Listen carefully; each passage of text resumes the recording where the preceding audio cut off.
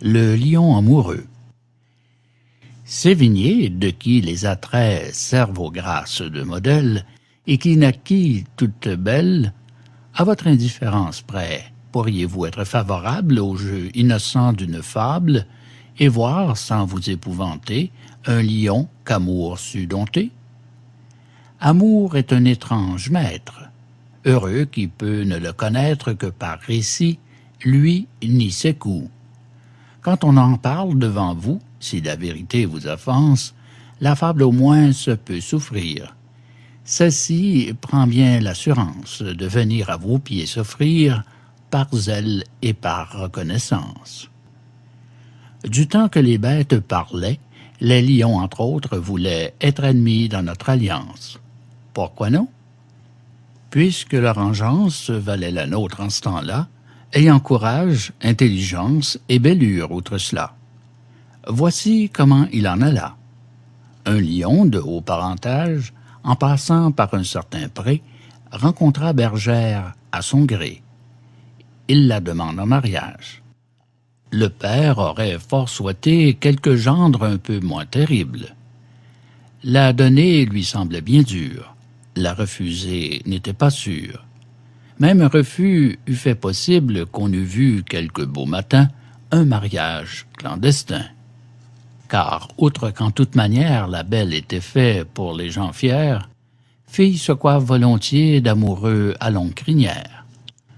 Le père donc ouvertement, n'osant renvoyer notre amant, lui dit « Ma fille est délicate, vos griffes la pourront blesser. Quand vous voudrez la caresser, permettez donc qu'à chaque patte on vous les rogne, et pour les dents, qu'on vous les lime en même temps. Vos baisers en seront moins rudes, et pour vous plus délicieux.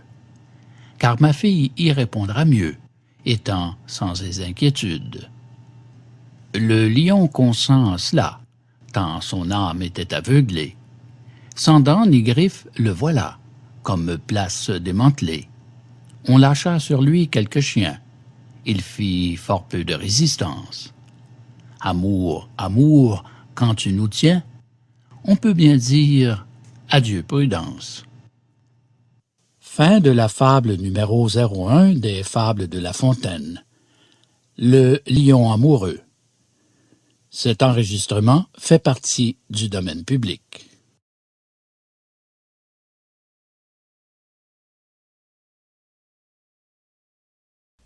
Le berger et la mère. Du rapport d'un troupeau dont il vivait sans soin, se contenta longtemps un voisin d'Amphitrite. Si sa fortune était petite, elle était sûre tout au moins.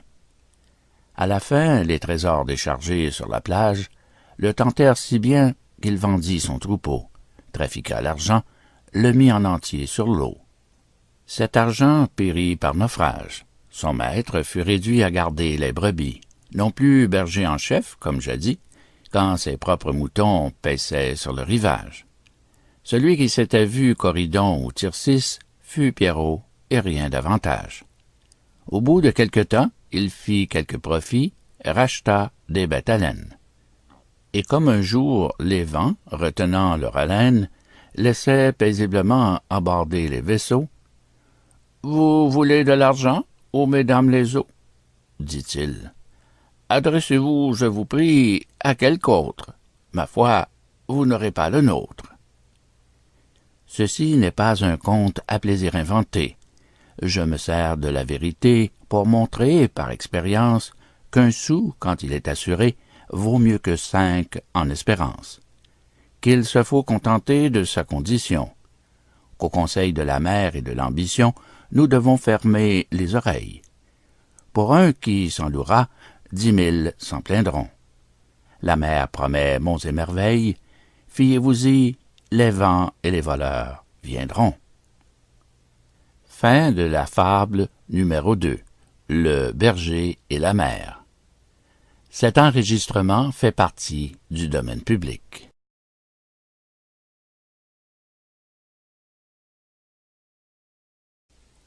La mouche et la fourmi. Fable numéro 03 de La Fontaine, livre 4e.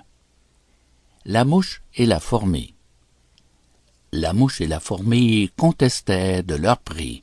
« Ô Jupiter, dit la première, faut-il que l'amour-propre aveugle les esprits d'une si terrible manière qu'un vil et rampant animal à la fille de l'air ose se dire égal?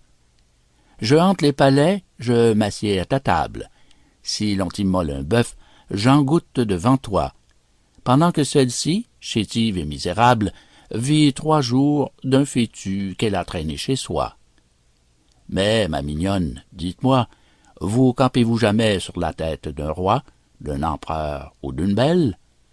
Je rehausse d'un teint la blancheur naturelle, et la dernière main que met à sa beauté une femme allant en conquête, c'est un ajustement des mouches empruntées.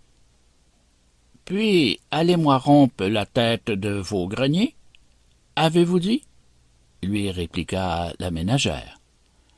Vous hantez les palais, mais on vous y maudit. Et quant à goûter la première de ce concert devant les dieux, croyez-vous qu'il en vaille mieux?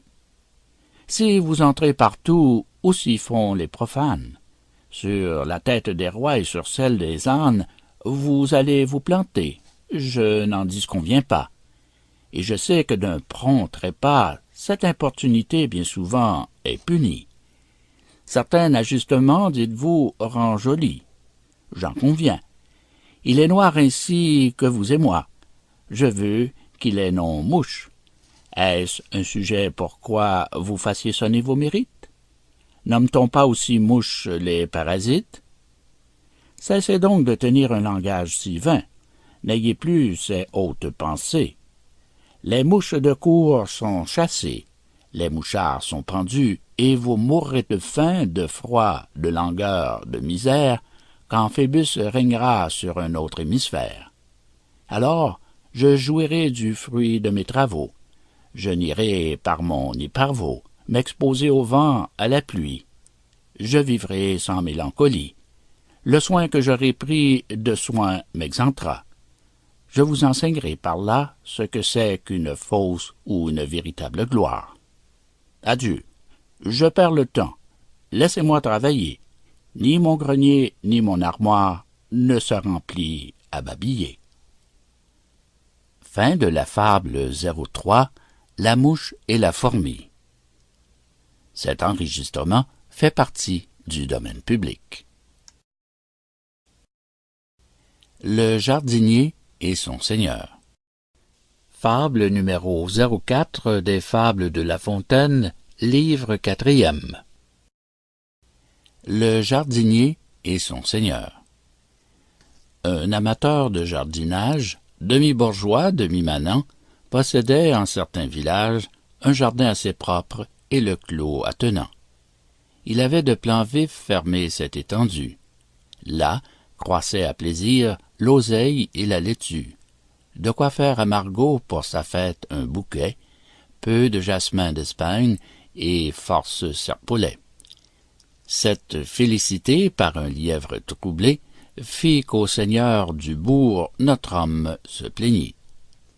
Ce maudit animal vient prendre sa goulée soir et matin, dit-il, et des pièges se rient. Les pierres, les bâtons y perdent leur crédit.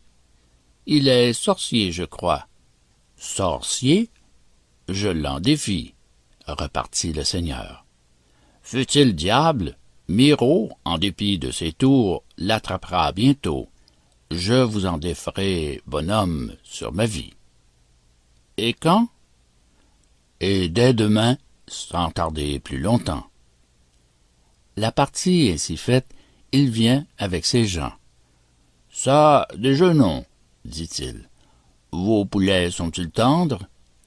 La fille du logis qu'on vous voit, approchez. Quand la marierons-nous? Quand aurons-nous des gendres? Bonhomme, c'est ce coup qu'il faut.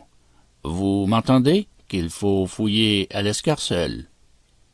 Disant ces mots, il fait connaissance avec elle. Auprès de lui, la fait asseoir. Prend d'une main, un bras, lève un coin du mouchoir, toute sottise dont la belle se défend avec grand respect. Tant qu'au père, la fin de cela devient suspecte. Cependant, on fricasse, on se rue en cuisine. « De quand sont vos jambons? Ils ont fort bonne mine. »« Messieurs, ils sont à vous. »« Vraiment? » dit le seigneur. « Je les reçois et de bon cœur. » Il déjeune très bien, aussi fait sa famille. Chiens, chevaux et valets, tous gens bien endettés. Il commande chez l'hôte, y prend des libertés, boit son vin, caresse sa fille. L'embarras des chasseurs succède au déjeuner. Chacun s'anime et se prépare. Les trompes et les cors font un tel tintamarre que le bonhomme est étonné. Le pis fut que l'on mit en piteux équipage le pauvre potager. Adieu planches, carreaux. Adieu chicorées et poireaux. Adieu de quoi mettre au potage. Le lièvre est agité dessous un maître chou. On le quête, on le lance. Il s'enfuit par un trou. Non, pas trou, mais troué. Horrible et large plaie que l'on fit à la pauvre haie par ordre du Seigneur. Car il eût été mal qu'on ne pût du jardin sortir tout à cheval. Le bonhomme disait « Ce sont là jeux de prince ». Mais on le laissait dire, et les chiens et les gens firent plus de dégâts en 1 heure de temps que n'en auraient fait en 100 ans tous les lièvres de la province. Petit prince, videz vos débats entre vous. De recourir au roi, vous seriez de grands fous. Il ne les faut jamais engager dans vos guerres, ni les faire entrer sur vos terres. Fin de la fable 04. Le jardinier et son seigneur. Cet enregistrement fait partie du domaine public.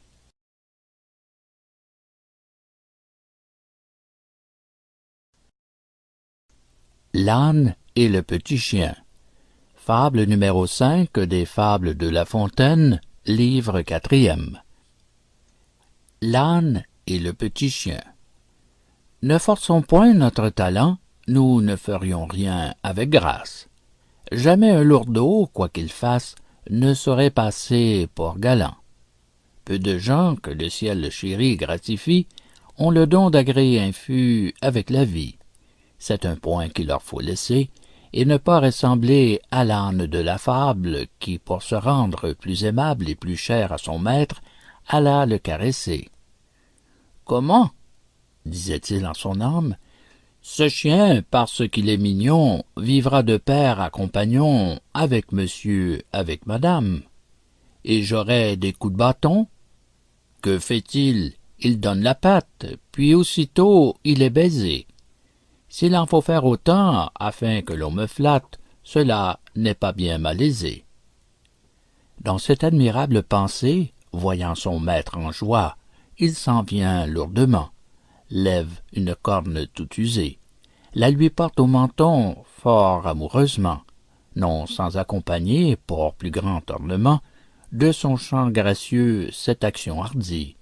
« Oh oh! Quelle caresse! Et quelle mélodie! » dit le maître aussitôt.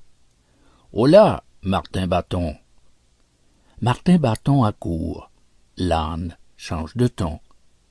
Ainsi finit la comédie. Fin de la fable numéro 5, l'âne et le petit chien. Cet enregistrement fait partie du domaine public.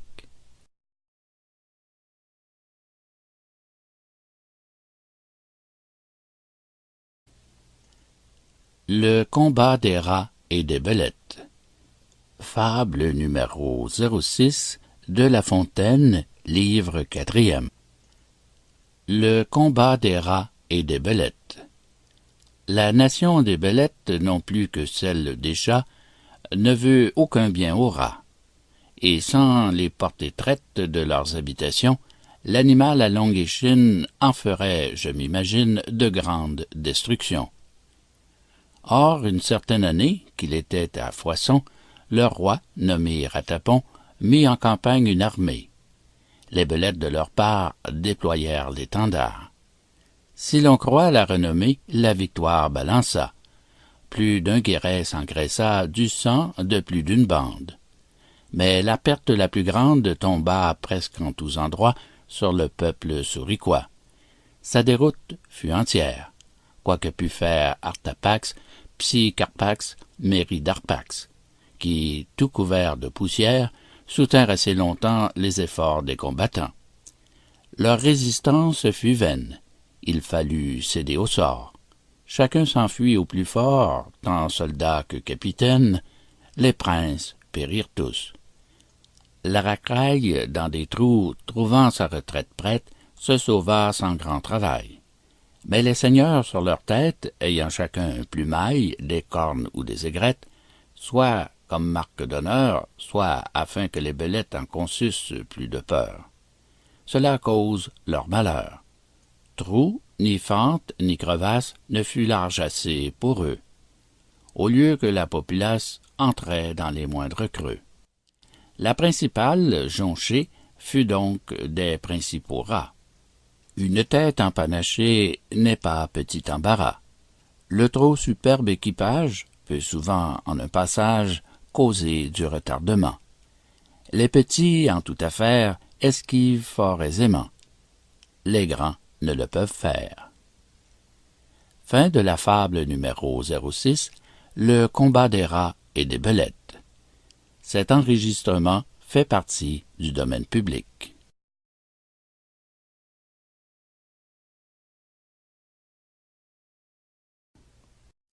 Le singe et le dauphin. Fable numéro 07 de La Fontaine, livre 4e. Le singe et le dauphin. C'était chez les Grecs un usage que sur la mer tout voyageur menait avec eux en voyage singes et chiens de bateleurs. Un navire en cet équipage, non loin d'Athènes, fit naufrage. Sans les dauphins, tout eût péri. Cet animal est fort ami de notre espèce. En son histoire, Pline le dit, il faut le croire. Il sauva donc tout ce qu'il put. Même un singe, en cette occurrence, profitant de la ressemblance, lui pensa devoir son salut. Un dauphin le prit pour un homme, et sur son dos le fit asseoir si gravement qu'on eût cru voir ce chanteur que tant on renomme. Le dauphin l'allait mettre à bord, quand, par hasard, il lui demande « Êtes-vous d'Athènes la grande ?» « Oui, dit l'autre, on m'y connaît fort. S'il vous y survient quelque affaire, employez-moi, car mes parents y tiennent tous les premiers rangs. Un mien cousin est juge-maire. » Le dauphin dit « Bien grand merci. Et le Pirée à part aussi à l'honneur de votre présence? Vous le voyez souvent, je pense? » « Tous les jours, il est mon ami. C'est une vieille connaissance. » Notre magot prit pour ce coup le nom d'un porc pour un nom d'homme. De tels gens il est beaucoup qui prendraient vos Gérards pour hommes, et qui, caquetant au plus dru, parlent de tout et n'ont rien vu. Le dauphin rit, tourne la tête, et, le magot considéré, il s'aperçoit qu'il n'a tiré du fond des eaux rien qu'une bête. Il l'y replonge et va trouver quelque homme afin de le sauver. Fin de la fable numéro 07, le singe et le dauphin. Cet enregistrement fait partie du domaine public.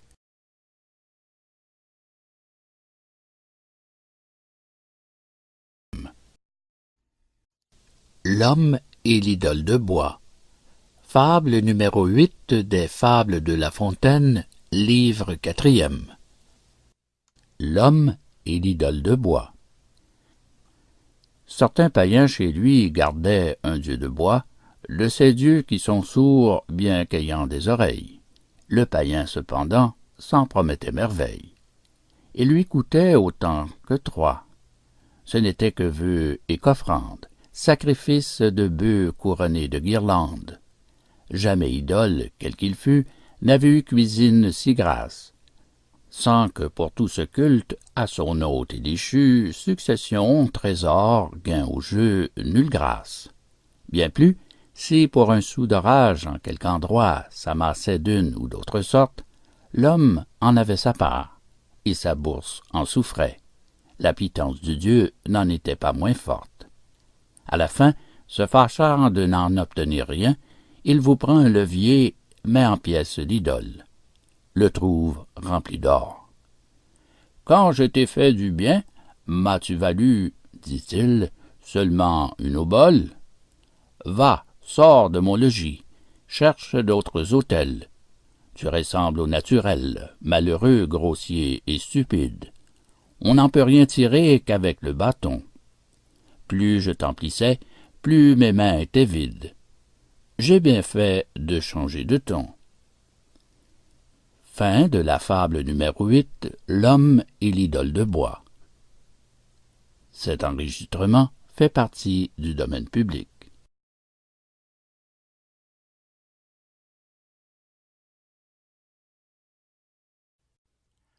Le jet paré des plumes du paon. Fable 09 du livre 4e des fables de La Fontaine. Le jet paré des plumes du paon. Un paon muet.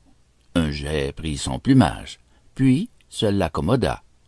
Puis parmi d'autres paons tout fier se pavana, croyant être un beau personnage.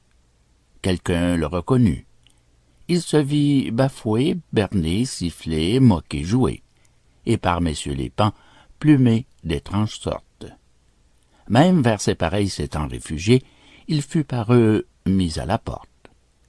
Il est assez de jets à 2 pieds comme lui, qui se parent souvent des dépouilles d'autrui, et que l'on nomme plagiaires. Je m'en tais, et ne veux leur causer nul ennui. Ce ne sont pas là mes affaires.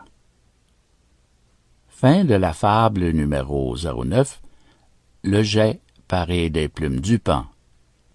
Cet enregistrement fait partie du domaine public.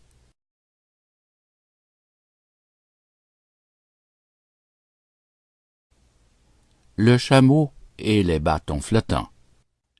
Fable numéro 10 de La Fontaine, livre 4e, Taine. Le chameau et les bâtons flottants. Le premier qui vit un chameau s'enfuit à cet objet nouveau. Le second approcha. Le troisième osa faire un licou pour le dromadaire. L'accoutumance ainsi nous rend tout familier. Ce qui nous paraissait terrible et singulier s'apprivoise avec notre vue quand se vient à la continue. Et puisque nous voici tombés sur ce sujet, on avait mis des gens au guet, qui voyaient sur les eaux de loin un certain objet, ne purent s'empêcher de dire que c'était un puissant navire. Quelques moments après, l'objet devient brûlot, et puis nacelle, et puis ballot. Enfin, bâton flottant sur l'onde. J'en sais beaucoup de par le monde à ce qui ceci conviendrait bien. De loin, c'est quelque chose, et de près, ce n'est rien. Fin de la fable numéro 10, Le chameau et les bâtons flottants. Cet enregistrement fait partie du domaine public.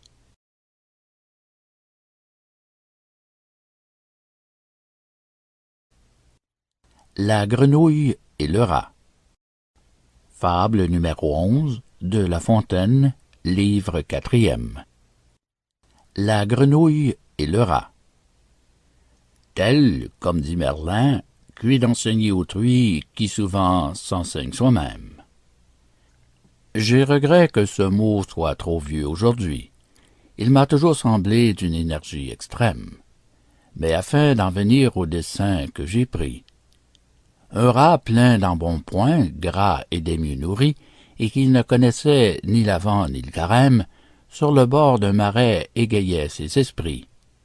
Une grenouille approche et lui dit en sa langue « Venez me voir chez moi, je vous ferai festin. » Messire Rat promit soudain, il n'était pas besoin de plus longue harangue.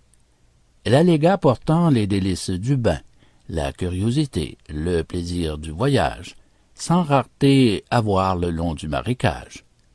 Un jour, il conterait à ses petits-enfants la beauté de ces lieux, les mœurs des habitants, et le gouvernement de la chose publique aquatique. Un point sans plus tenait le galant pêcher. Il nageait quelque peu, mais il fallait de l'aide. La grenouille à cela trouve un très bon remède. Le rat fut à son pied par la patte attachée. Un brin de jonc en fit l'affaire. Dans le marais entré, notre bonne commère s'efforce de tirer son hôte au fond de l'eau, contre le droit des gens, contre la foi jurée. Prétend qu'elle en fera gorge chaude et curée. C'était, à son avis, un excellent morceau. Déjà, dans son esprit, la galande le croque. Il atteste les dieux, la perfide s'en moque. Il résiste, elle tire. En ce combat nouveau, un Milan qui dans l'air planait faisait la ronde. Voit d'en haut le pauvret se débattant sur l'onde. Il fond dessus, l'enlève, et par même moyen, la grenouille et le lien.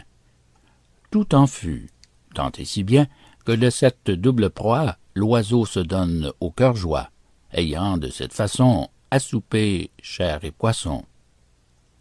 La ruse la mieux ourdie peut nuire à son inventeur, et souvent la perfidie retourne sur son auteur. Fin de la fable numéro 11, La grenouille et le rat. Cet enregistrement fait partie du domaine public.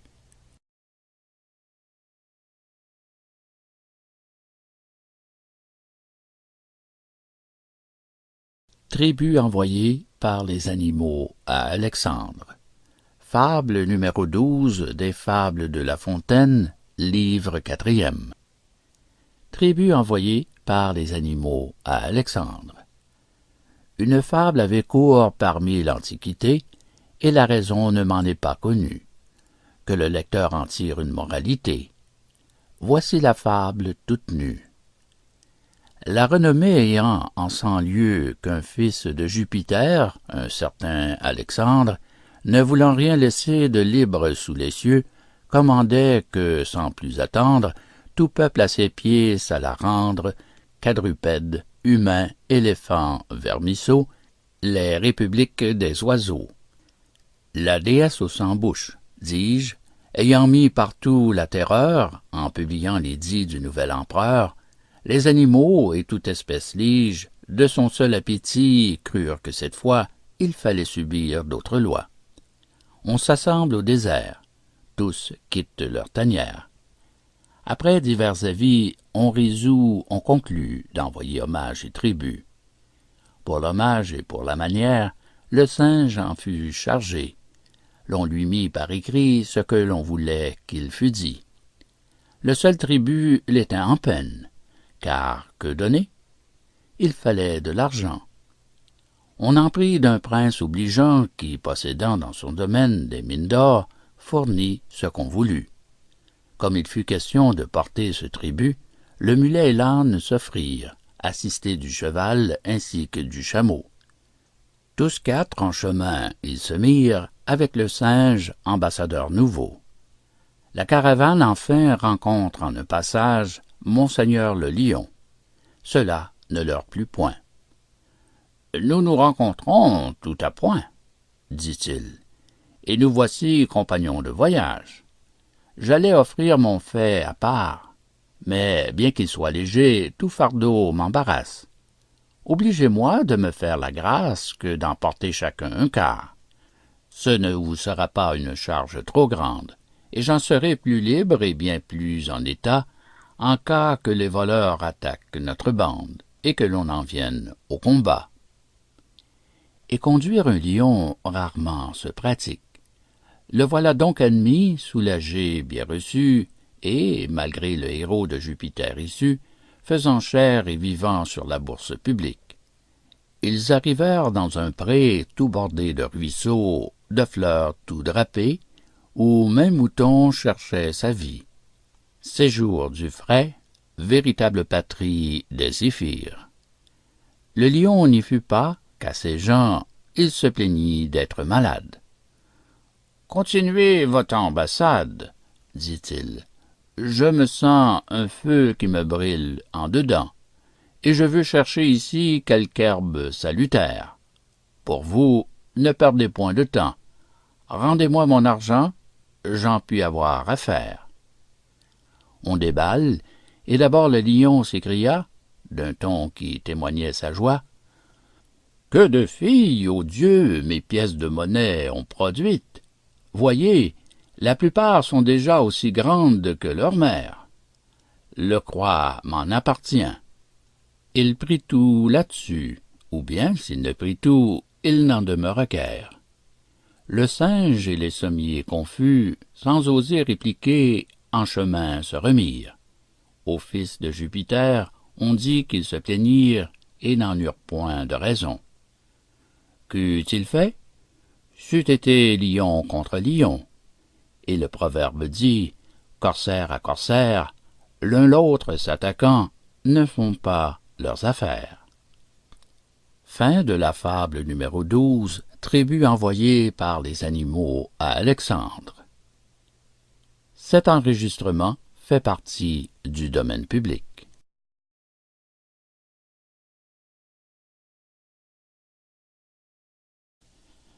Le cheval s'étant voulu venger du cerf.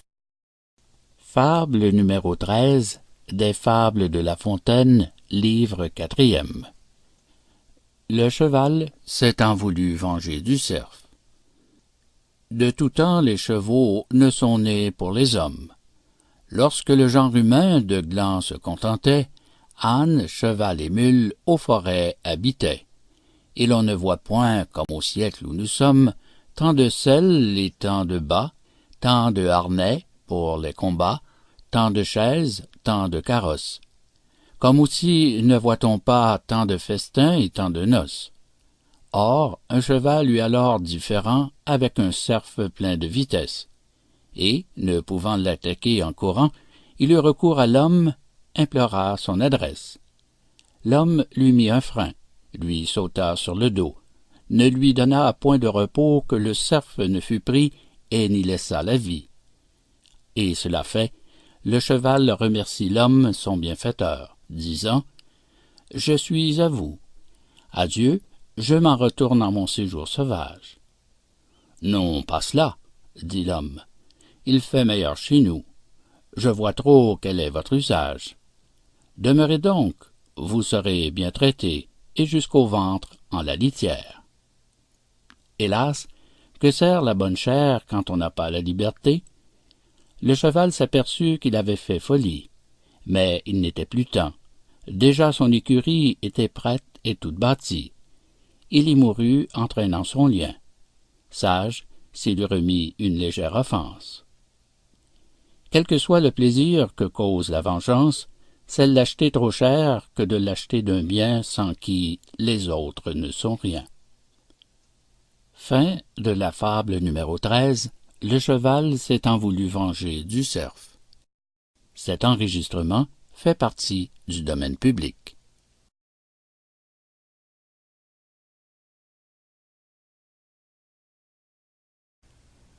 Le renard et le buste. Fable numéro 14 de La Fontaine, livre 4e. Le renard et le buste. Les grands, pour la plupart, sont masques de théâtre. Leur apparence impose aux vulgaires idolâtres. L'âne n'en sait juger que par ce qu'il en voit. Le renard, au contraire, à fond les examine, les tourne de tous sens, et quand il s'aperçoit que leur fait n'est que bonne mine, il leur applique un mot qu'un buste de héros lui fait dire fort à propos. C'était un buste creux et plus grand que nature. Le renard, en louant l'effort de la sculpture, « Belle tête, dit-il, mais de cervelle point. » Combien de grands seigneurs sont bustes en ce point? Fin de la fable numéro 14, le renard et le buste. Cet enregistrement fait partie du domaine public.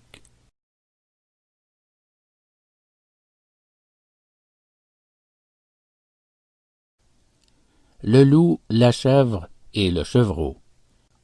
Fable numéro 15 des Fables de La Fontaine, livre 4e.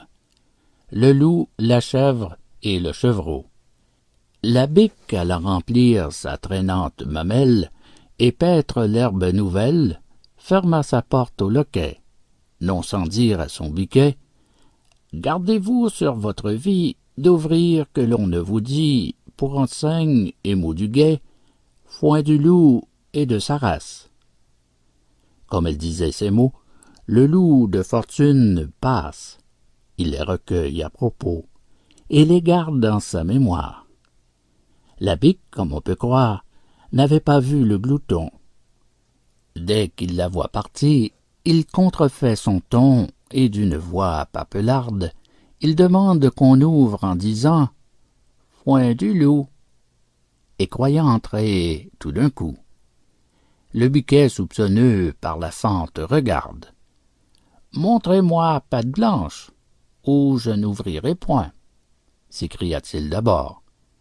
Patte blanche est un point chez les loups, comme on sait, rarement en usage. Celui-ci, fort surpris d'entendre ce langage, comme il était venu, s'en retourna chez soi.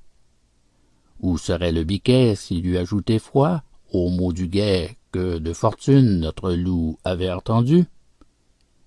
Deux sûretés valent mieux qu'une, et le trop en cela ne fut jamais perdu. Fin de la fable numéro 15. Le loup, la chèvre et le chevreau. Cet enregistrement fait partie du domaine public.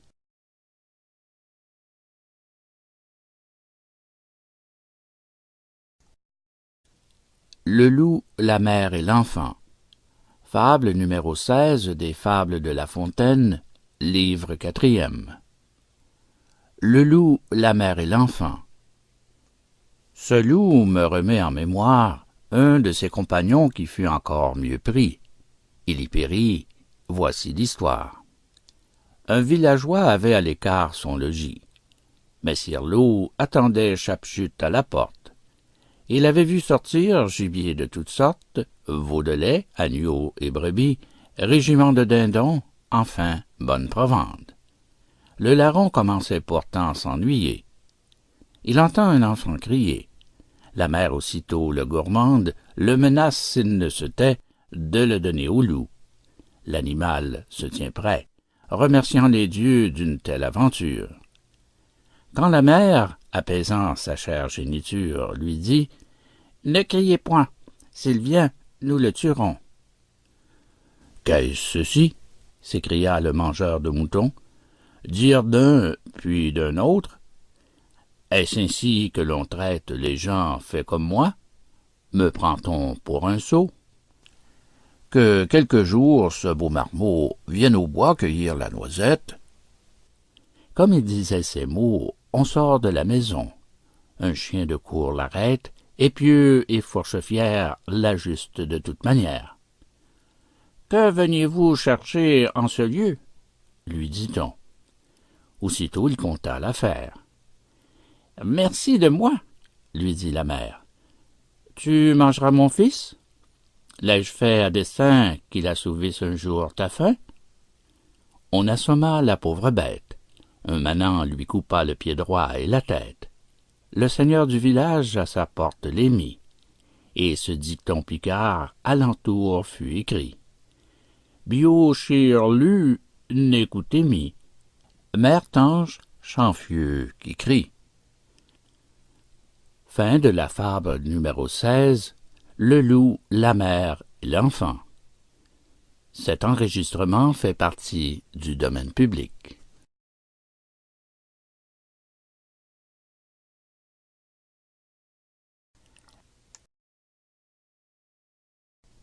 Paroles de Socrate. Fable numéro 17 des Fables de La Fontaine, livre 4e. Paroles de Socrate. Socrate un jour, faisant bâtir, chacun censurait son ouvrage. L'un trouvait les dedans, pour ne lui point mentir, indignes d'un tel personnage. L'autre blâmait la face, et tous étaient d'avis que les appartements en étaient trop petits. Quelle maison pour lui! L'on y tournait à peine. Plût au ciel que de vrais amis, telle qu'elle est, dit-il, elle pût être pleine. Le bon Socrate avait raison de trouver pour cela trop grande maison. Chacun se dit ami, mais fou qui s'y repose. Rien n'est plus commun que ce nom, rien n'est plus rare que la chose. Fin de la fable numéro 17 de La Fontaine, Paroles de Socrate. Cet enregistrement fait partie du domaine public.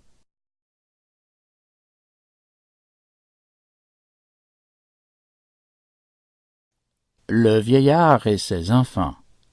Fable numéro 18 des Fables de La Fontaine, livre 4e. Le vieillard et ses enfants.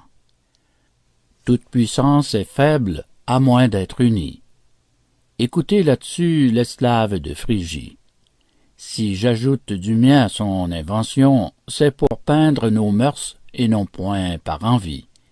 Je suis trop au-dessus de cette ambition. Phèdre renchérit souvent par un motif de gloire. Pour moi, de telles pensées me seraient malséants.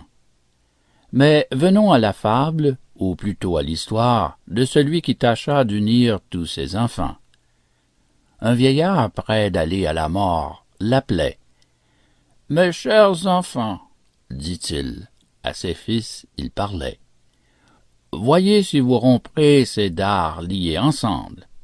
Je vous expliquerai le nœud qui les assemble. » L'aîné les ayant pris et fait tous ses efforts, les rendit en disant « Je le donne au plus fort. » Un second lui succède et se met en posture, mais en vain. Un cadet tente aussi l'aventure. Tous perdirent leur temps, le faisceau résista. De ces dards joints ensemble, un seul ne s'éclata. « Faibles gens, dit le père, il faut que je vous montre ce que ma force peut en semblable rencontre. » On crut qu'il se moquait. On sourit, mais à tort. Il sépare les dards et les rompt sans effort. « Vous voyez, reprit-il, l'effet de la concorde. Soyez joints, mes enfants, que l'amour vous accorde. » Tant que dura son mal, il n'eut autre discours. Enfin, se sentant près de terminer ses jours, « Mes chers enfants, dit-il, je vais où sont nos pères. Adieu, promettez-moi de vivre comme des frères, que j'obtienne de vous cette grâce en mourant. » Chacun de ses trois fils l'en assure en pleurant. Il prend à tous les mains, il meurt. Et les trois frères trouvent un bien fort grand, mais fort mêlé d'affaires. Un créancier saisit, un voisin fait procès, d'abord notre trio s'en tire avec succès. Leur amitié fut courte autant qu'elle était rare. Le sang les avait joints, l'intérêt les sépare. L'ambition, l'envie, avec les consultants, dans la succession entrent en même temps. On en vient au partage, on conteste, on chicane. Le juge sur 100 points tour à tour les condamne. Créanciers et voisins reviennent aussitôt, ceux-là sur une erreur, ceux-ci sur un défaut. Les frères désunis sont tous d'avis contraires. L'un veut s'accommoder, l'autre n'en veut rien faire. Tous perdirent leurs biens et voulurent trop tard profiter de ces dards unis et pris à part. Fin de la fable numéro 18, Le vieillard et ses enfants. Cet enregistrement fait partie du domaine public.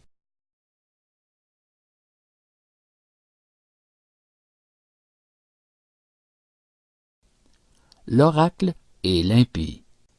Fable numéro 19 des Fables de La Fontaine, livre 4e. L'oracle et l'impie. Vouloir tromper le ciel, c'est folie à la terre. Le dédale des cœurs en ses détours n'en sert à rien qui ne soit d'abord éclairé par les dieux. Tout ce que l'homme fait, il le fait à leurs yeux, même les actions que dans l'ombre il croit faire. Un païen qui sentait quelque peu le fagot et qui croyait en Dieu, pour user de ce mot par bénéfice d'inventaire, alla consulter Apollon. Dès qu'il fut en son sanctuaire, « Ce que je tiens, dit-il, est-il en vie ou non? » Il tenait un moineau, dit-on, près d'étouffer la pauvre bête, ou de la lâcher aussitôt pour mettre Apollon en défaut. Apollon reconnut ce qu'il avait en tête. « Mort ou vif, lui dit-il, montre-moi ton moineau, et ne me tends plus de panneau. Tu te trouverais mal d'un pareil stratagème. Je le vois de loin, j'atteins de même. » Fin de la fable numéro 19 de La Fontaine. L'oracle et l'impie. Cet enregistrement fait partie du domaine public.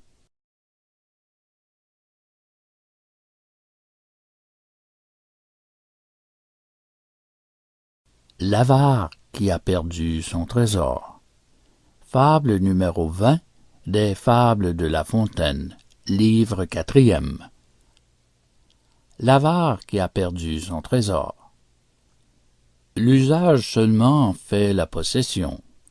Je demande à ces gens de qui la passion est d'entasser toujours, mettre somme sur somme, quel avantage ils ont que n'est pas un autre homme. Diogène là-bas est aussi riche qu'eux, et l'avare ici haut comme lui vit en gueux. L'homme au trésor caché qu'Ésope nous propose servira d'exemple à la chose. Ce malheureux attendait, pour jouir de son bien, une seconde vie. Ne possédait pas l'or, mais l'or le possédait. Il avait dans la terre une somme enfouie, son cœur avec, n'ayant autre déduit que d'y ruminer jour et nuit, et rendre sa revanche à lui-même sacrée. Qu'il allât ou qu'il vînt, qu'il but ou qu'il mangeât, on l'eût pris bien de court, à moins qu'il ne songeât à l'endroit où gisait cette somme enterrée. Il y fit tant de tours qu'un fossoyeur le vit, se douta du dépôt, l'enleva sans rien dire. Notre avare un beau jour ne trouva que le nid. Voilà mon homme aux pleurs, il gémit, il soupire, il se tourmente, il se déchire. Un passant lui demande à quel sujet s'écrie. « C'est mon trésor qu'on m'a pris. »« Votre trésor? Où pris? » Tout joignant 7 pierres. « Eh, sommes-nous en temps de guerre pour la porter si loin? N'eussiez-vous pas mieux fait de le laisser chez vous en votre cabinet que de le changer de demeure? Vous auriez pu sans peine y puiser à toute heure. »« À toute heure, bon Dieu, ne tient-il qu'à cela? L'argent vient-il comme il s'en va? Je n'y touchais jamais. »« Dites-moi donc de grâce, reprit l'autre, pourquoi vous vous affligez tant, puisque vous ne touchiez jamais à cet argent? Mettez une pierre à la place, elle vous vaudra tout autant. » Fin de la fable numéro 20, l'avare qui a perdu son trésor. Cet enregistrement fait partie du domaine public.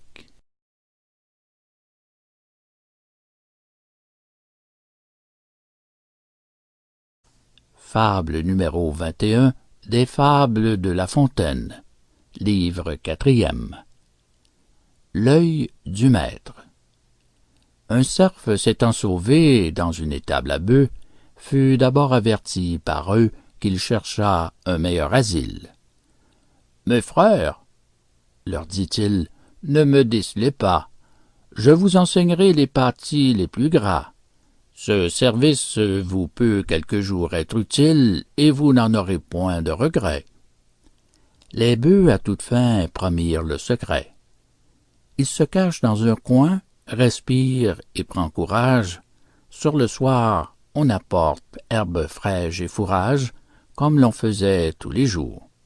L'on va, l'on vient, les valets font cent tours, l'intendant même, et pas un d'aventure n'aperçut ni corps ni ramure, ni cerf enfin. L'habitant des forêts rend déjà grâce aux bœufs, attend dans cette étable que chacun retournant au travail de Cérès, il trouve pour sortir un moment favorable. L'un des bœufs ruminant lui dit « Cela va bien, mais quoi? L'homme aux 100 yeux n'a pas fait sa revue. Je crains fort pour toi sa venue. Jusque-là, pauvre cerf, ne te vante de rien. » Là-dessus, le maître entre et vient faire sa ronde. « Qu'est-ce que ceci? » dit-il à son monde. « Je trouve bien peu d'herbe en tous ces râteliers. Cette litière est vieille. Allez vite au grenier. Je veux désormais voir vos bêtes mieux soignées. Que coûte-t-il d'ôter toutes ces araignées? Ne saurait-on ranger ces jougs et ces colliers? » En regardant en tout, il voit une autre tête que celle qu'il voyait d'ordinaire en ce lieu. Le cerf est reconnu. Chacun prend un épieu, chacun donne un coup à la bête. Ses larmes ne sauraient la sauver du trépas.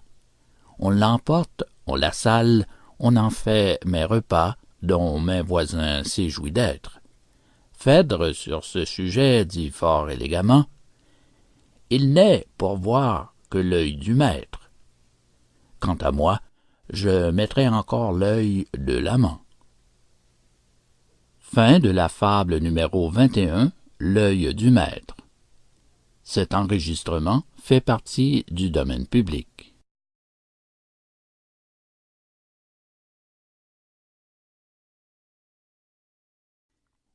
L'Alouette et ses petits avec le maître d'un champ. Fable numéro 22 des Fables de La Fontaine, livre 4e. L'Alouette et ses petits avec le maître d'un champ. Ne t'attends qu'à toi seul, c'est un commun proverbe. Voici comme Ésope le mit en crédit.